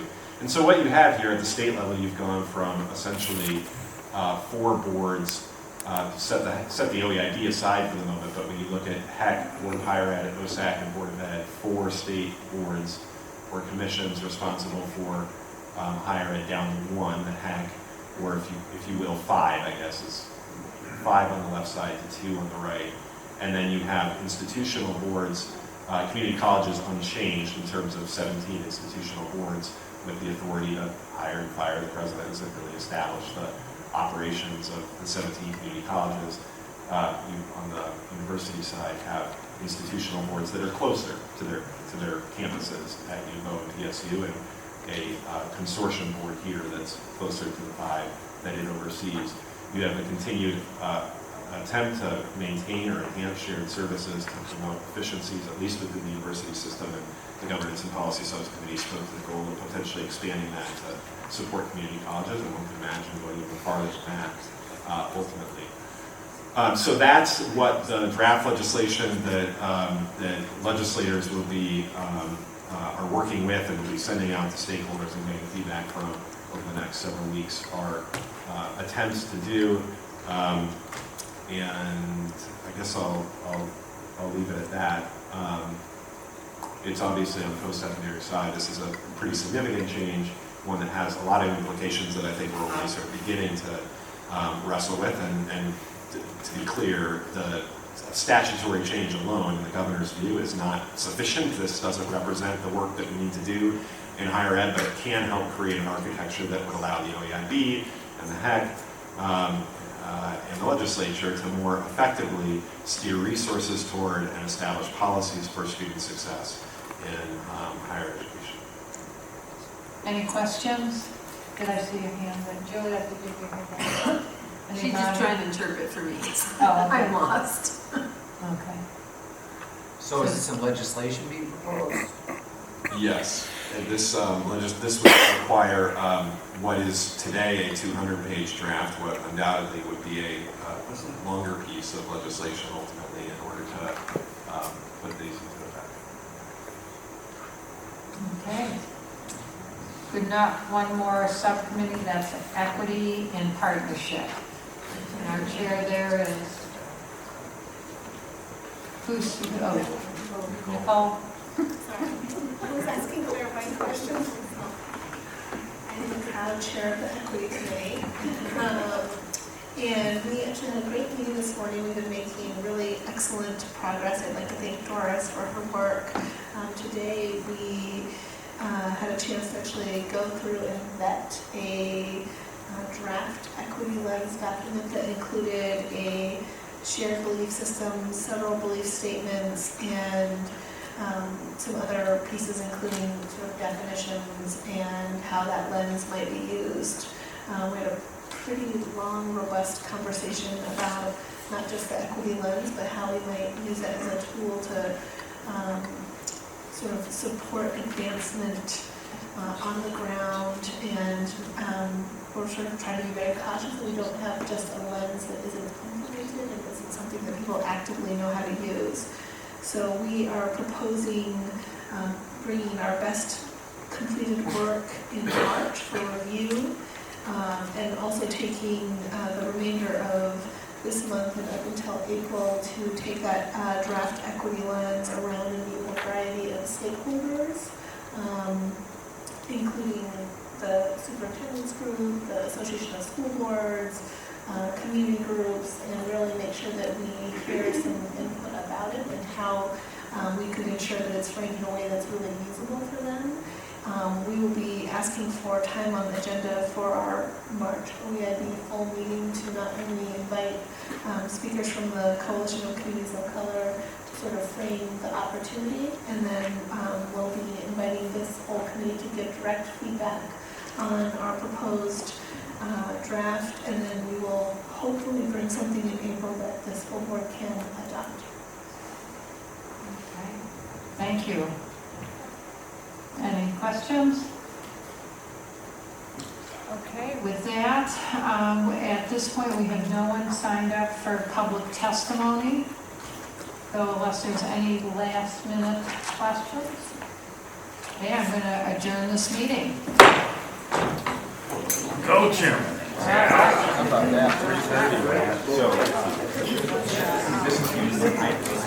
How are